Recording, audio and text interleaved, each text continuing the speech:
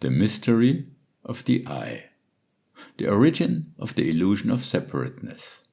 Written and read by Bernhard Kutzler. The I seems so obvious, and yet it is so mysterious. In the following, I will describe what it is. The beginning of wisdom is the definition of terms. Socrates. I couldn't find a reasonable definition of the I on the internet. Many are about the use of the lowercase letter I for the imaginary unit, that is, the square root of -1.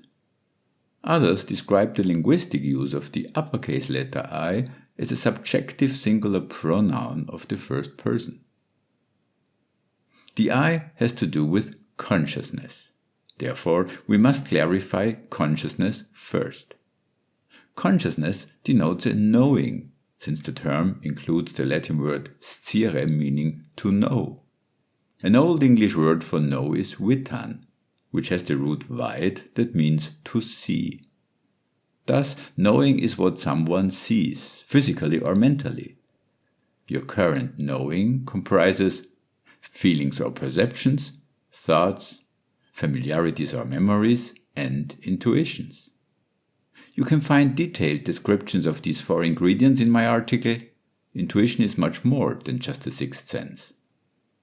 I explain the connection between knowledge and truth in the article Knowledge is only a perspective.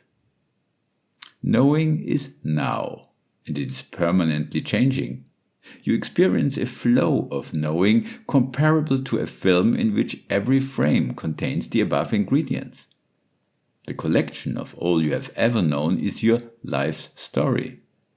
You could also call it your knowing history, life story, life film, or life book. You can willfully remember what you knew in the past, for example, last night. You can look back on your life story and therefore know that you have a life story. That makes a meaningful and linguistically accurate definition of consciousness. Consciousness is the ability to look back on one's life story.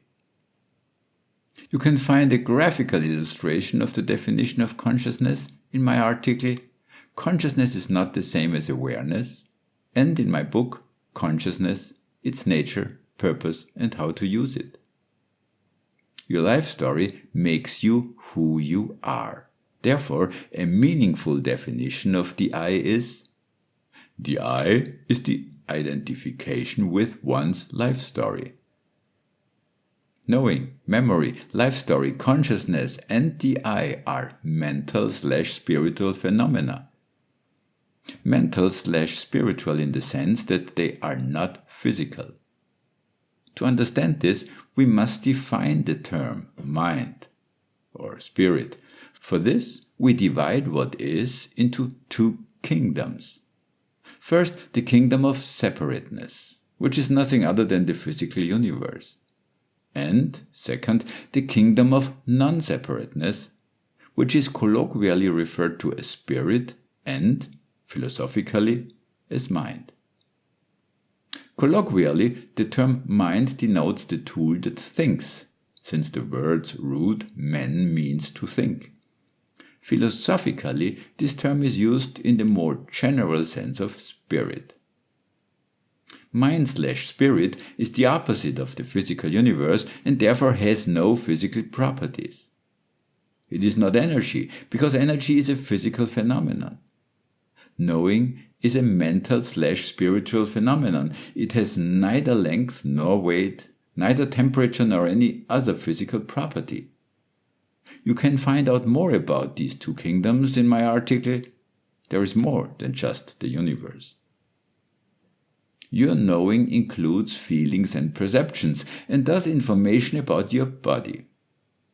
Your body is the constant in your life's story. You are knowing that appears anchored in the physical universe through a body. Since sight and hearing are the dominant outer senses, you perceive the world from a perspective located behind your eyes and between your ears.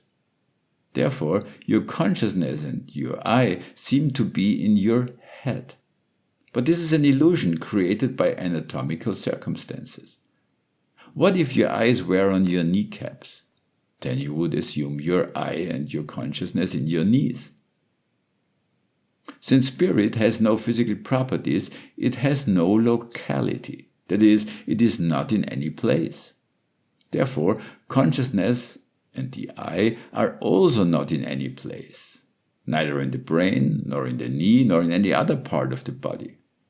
This is part of the mystery of the eye. Your life story grows from moment to moment. Every moment a new knowing is added. Therefore, your eye is permanently changing. The eye of your youth differs from your eye today. You are different today, and yet the same. This is also part of the mystery of the eye. The eye is initially just the identification with your life story. But as you grew up, you learned to call the body, that is the constant in your life story, my body. That's how you learned the concept of ownership. You learned that mine and yours are separate. You learned you are separate from everything else. The I became your most fundamental experience of separateness. But this is an illusion, albeit a very persistent one. Mine and yours are different. But being different doesn't mean being separate. A healthy hand, for example, has 5 fingers. They differ from each other, but they are not separate from each other. My eye and your eye are different because our life stories are different. But they are not separate from each other because they are mental/spiritual phenomena, and there is no separateness in mind/spirit. Yet another mystery. Imagine mind/spirit as a hand. Then everything and everyone is a finger of that hand. Everything and everyone is interconnected in the kingdom of non-separateness, that is, on the mental/spiritual level.